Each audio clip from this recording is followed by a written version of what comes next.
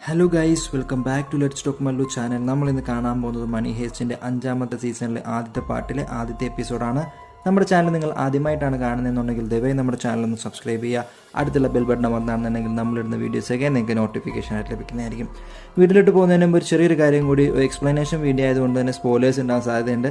നിങ്ങൾ ആ സീസൺ കണ്ടിട്ടില്ല എന്നുണ്ടെങ്കിൽ ദയവ് ഇത് കണ്ടിട്ട് വരും. അപ്പോൾ നമുക്ക് വീഡിയോയിലോട്ട്. കഴിഞ്ഞ സീസണിലെ അവസാനത്തെ എപ്പിസോഡിൽ കുറച്ച് സീനുകൾ കാണിച്ചുകൊണ്ടാണ് ഈ എപ്പിസോഡ് സ്റ്റാർട്ട് ചെയ്യുന്നത്. പ്രൊഫസറിന്റെ പ്ലാൻ പ്രകാരം ലിസ്ബനെ അവർ ബാങ്കിനുള്ളിൽ പ്രവേശിപ്പിക്കുകയാണ്. നെയ്റോബിയുടെ മരണം അവരെ തളർത്തിയിരുന്നു. എന്നാൽ ലിസ്ബൺ തിരിച്ചു വന്നതോടെ അവർക്കൊരു പുതുജീവൻ ലഭിക്കുകയാണ്. അതിനുശേഷം അവരോടായി പ്രൊഫസർ പറയുന്നുണ്ട്, ഇനി മുതൽ ഇത് നമുക്ക് വെറും ഒരു ഹൈസ്റ്റ് അല്ല, ഇത് ഒരു വാറാണ്. ഈ വാറിൽ നമ്മൾ തന്നെ വിജയിക്കും. ഇത് കേൾക്കുന്ന അവർ എല്ലാവരും ഒരേ സ്വരത്തിൽ പറഞ്ഞു, this is for Nairobi, this is for Nairobi. ഇത് കേട്ട് നിന്ന പ്രൊഫസറും എന്തൊന്നുമില്ലാത്ത സന്തോഷത്തിലും സങ്കടത്തിലും അവിടെ മതിപറന്ന് നിന്നുപോയി. ഈ സമയത്താണ് അലീഷ്യ അവിടെ കടന്നു വന്ന് പ്രൊഫസറിനെ ഗൺ പോയിന്റിൽ നിർത്തുന്നത്. അലീസിയ പ്രൊഫസറെ കൊല്ലില്ല, എന്നാൽ ടെററിസം ചുമത്തി അവനെ ജയിലിലടയ്ക്കുമെന്ന് പറയുന്നു. അതുമാത്രമല്ല, അലീസിയക്ക് ഇവരുടെ പ്ലാൻ എന്താണെന്ന് അറിയണമായിരുന്നു, എങ്ങനെ അവർ പുറത്തു കടക്കും എന്നാണ് ഉദ്ദേശിച്ചിരിക്കുന്നതൊക്കെ. എന്നാൽ പ്രൊഫസർ അത് പറയാൻ തയ്യാറല്ലായിരുന്നു. അതിനിടയ്ക്ക് അവർ തമ്മിൽ ഒരു ഫൈറ്റ് നടക്കുകയാണ്. പ്രൊഫസർ അലീസിയയുടെ ഗണ്ണ് പിടിച്ചു വാങ്ങാൻ ശ്രമിക്കുന്നു.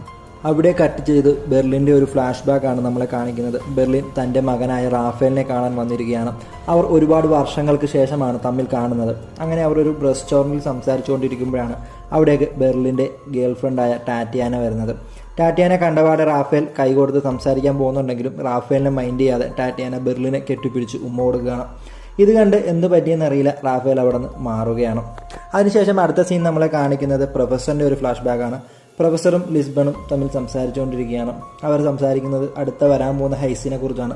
എന്നാൽ അതിനെക്കുറിച്ച് മുഴുവൻ കാര്യങ്ങളൊന്നും പറയുന്നില്ല. അവിടെ നിന്ന് കട്ട് ചെയ്ത് നേരെ നമ്മുടെ പ്രസന്റിലോട്ട് വരികയാണ്. ഇവിടെ ടമായോ കാണിക്കുകയാണ്. ടമായോ ലിസ്ബനെ ബാങ്കിലെത്തിച്ച ആ ഹെലികോപ്റ്ററിനെ സെർച്ച് ചെയ്തുകൊണ്ടിരിക്കുകയാണ്. അതിനെ അവർ ട്രാക്ക് ചെയ്യുന്നുണ്ട്.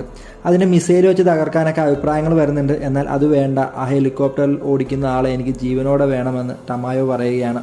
ഇതേ സമയം ബാങ്കിനകത്ത് പ്രശ്നമുണ്ടാക്കുന്ന ആർട്ടേറിയനെ മല്ല വെടിവെക്കുകയാണ്. ഇത് കണ്ടുകൊണ്ടുവന്ന സ്റ്റോക്കോം മല്ലയ്ക്കെതിരെ ദേഷ്യപ്പെടുന്നു. എന്തൊക്കെ പറഞ്ഞാലും ഇപ്പോഴും ആർട്ടേറിയനോട് സ്റ്റോക്കോമിന് ഒരു സോഫ്റ്റ് കോർണർ ഉണ്ട്. എന്നാൽ ഇതെല്ലാം കേട്ടുകൊണ്ടുവന്ന ഡെൻവർ സ്റ്റോക്കോമിനോട് നീ ആർദനോട് എപ്പോഴും സപ്പോർട്ട് ചെയ്താണ് സംസാരിക്കുന്നതൊക്കെ പറഞ്ഞ് ദേഷ്യപ്പെട്ട് അവിടുന്ന് പോവുകയാണ്. എന്നാൽ ഇതേ സമയം പെലർമോ സ്വർണ്ണം ഒരുക്കുന്നിടത്ത് ചെന്നിട്ട് നമുക്കിതെല്ലാം വേഗം അവസാനിപ്പിച്ച് മടങ്ങണമെന്ന് പറയുന്നു.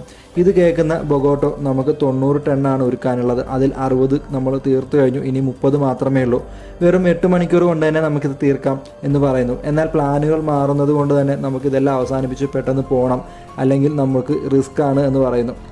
എന്നാൽ മറ്റൊരിടത്ത് ലിസ്ബൺ പ്രൊഫസറെ കോൺടാക്ട് ചെയ്തുകൊണ്ടിരിക്കുകയാണ്. എന്നാൽ പ്രൊഫസറെ കണക്ഷനിൽ കിട്ടുന്നില്ല. ലിസ്ബൺ ടെൻഷൻ ആവുന്നുണ്ട്.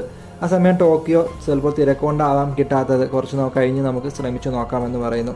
ഇതേ സമയം അലീസിയ പ്രൊഫസറെ കെട്ടിയിട്ട് ചോദ്യം ചെയ്തുകൊണ്ടിരിക്കുകയാണ്. സത്യം പറഞ്ഞില്ല എന്നുണ്ടെങ്കിൽ കൊന്നുകളയുമെന്ന് പ്രൊഫസറിനോട് അലീസിയ പറയുന്നു. എന്നാൽ ഇതുപോലുള്ള ഒരുപാട് ഭീഷണികൾ ഞാൻ കേട്ടതാണെന്ന് പ്രൊഫസർ തിരിച്ചും പറയുന്നു. പറഞ്ഞു തീർന്നില്ല, അപ്പോൾ തന്നെ അലീസിയ പ്രൊഫസറിനോട് കാലിട്ട് വെടിവെക്കുകയാണ്. എന്നിട്ട് ഇതൊരു ഭീഷണിയല്ല എന്ന് പറയുന്നു.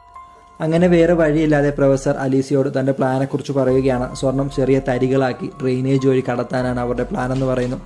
എന്നാൽ ഇതൊന്നും വിശ്വസിക്കാൻ അലീസിയ തയ്യാറല്ലായിരുന്നു. അലീസിയ പ്രൊഫസറെ ചങ്ങലകളാൽ ബന്ധിച്ച് ഒരു ഹൈറ്റിൽ കൊണ്ടുവരികയാണ്. എന്നിട്ട് താഴേക്ക് തള്ളിയിടുമെന്ന് പറഞ്ഞ് ഭീഷണിപ്പെടുത്തുന്നു. എന്നാലും പ്രൊഫസർ ഒന്നും പറയാൻ തയ്യാറല്ലായിരുന്നു. എന്നാൽ അലീസിയ ഉടനെ തന്നെ പ്രൊഫസറെ തള്ളി താഴത്തേക്ക് ഇടുകയാണ്. എന്നിട്ട് അവിടെ കെട്ടിത്തൂക്കിയിടുന്നു. ദേഷ്യം വന്ന പ്രൊഫസർ തന്നെ കൊല്ലണമെങ്കിൽ നിങ്ങൾക്ക് കൊല്ലാം, എന്നാലും ഈ മിഷൻ കംപ്ലീറ്റ് ആയിരിക്കുമെന്ന് പറയുന്നു. ഇവിടുന്ന് കട്ട് ചെയ്ത ടമായോനെ കാണിക്കുന്നത്. ടമായോ ഒരു മിലിറ്ററി ഓഫീസറിനെ വിളിച്ച് സഹായം അഭ്യർത്ഥിച്ചുകൊണ്ടിരിക്കുകയാണ്.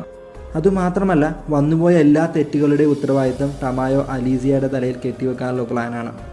അവിടുന്ന് കട്ട് ചെയ്ത് നമ്മളെ കാണിക്കുന്നത് ബാങ്കിനകത്ത് ലിസ്ബണും ടോക്കിയോയും സംസാരിച്ചുകൊണ്ടിരിക്കുന്നതാണ്. അവർ സംസാരിച്ചുകൊണ്ടിരിക്കുന്നതിനിടയ്ക്ക് ടോക്കിയോ തൻ്റെ പഴയ ബോയ് ഫ്രണ്ടിനെ കുറിച്ചൊക്കെ പറയുന്നുണ്ട്. പിന്നെ അടുത്ത സീൻ നമ്മളെ കാണിക്കുന്നത് ബെർലിൻ്റെ ഫ്ലാഷ് ബാക്കാണ്. ബെർലിൻ തൻ്റെ മകനായ റാഫേലിനോട് ഒരു റോബറിക്ക് തന്നെ സഹായിക്കണമെന്ന് പറയുന്നു. എന്നാൽ ഇത് കേട്ടപാടെ തന്നെ റാഫേൽ പറ്റില്ല എന്നാണ് പറയുന്നത്. ഇതേ സമയം പ്രസന്റിൽ മാർഷലിനെ കാണിക്കുകയാണ്. മാർഷൽ തൻ്റെ ഹെലികോപ്റ്റർ ഒരു ഫാം ഹൗസിൽ കൊണ്ട് ലാൻഡ് ചെയ്യിപ്പിക്കുകയാണ്. അവിടേക്ക് പോലീസും സന്നാഹങ്ങളും ചീറിപ്പാഞ്ഞു വരുന്നു.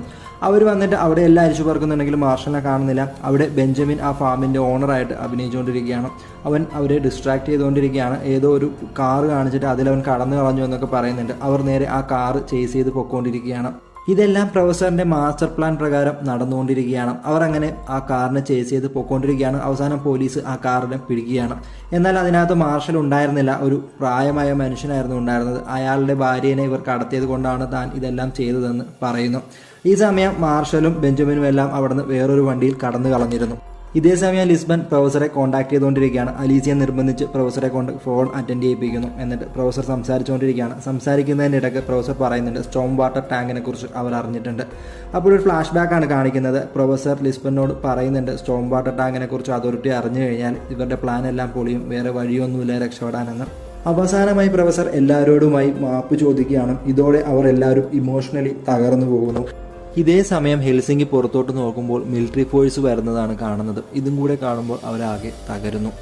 ഇതായിരിക്കുമോ എല്ലാവരുടെയും അവസാനം എന്നുള്ളൊരു തോന്നൽ അവർക്കുണ്ടാവുന്നു. അവരെല്ലാവരും അവരുടെ പഴയ ഓർമ്മകളിലോട്ട് പോവുകയാണ്. അങ്ങനെ ആ മിലിറ്ററി ഓഫീസറിൻ്റെ എൻട്രിയോടെയാണ് ഈ സീൻ ഇവിടെ അവസാനിക്കുന്നത്. അടുത്ത എപ്പിസോഡ് ഉടനെ തന്നെ നമ്മൾ അപ്ലോഡ് ചെയ്യുന്നതായിരിക്കും. അതിൻ്റെ നോട്ടിഫിക്കേഷൻ കിട്ടണമെങ്കിൽ ദയവായി നമ്മുടെ ചാനലൊന്ന് സബ്സ്ക്രൈബ് ചെയ്തിടുക. ഈ വീഡിയോ നിങ്ങൾക്ക് ഇഷ്ടപ്പെട്ടെങ്കിൽ ലൈക്ക് ചെയ്യുക, ഇഷ്ടപ്പെട്ടില്ലെങ്കിൽ ഡിസ്ലൈക്ക് ചെയ്യുക. Thank you for watching. Keep supporting.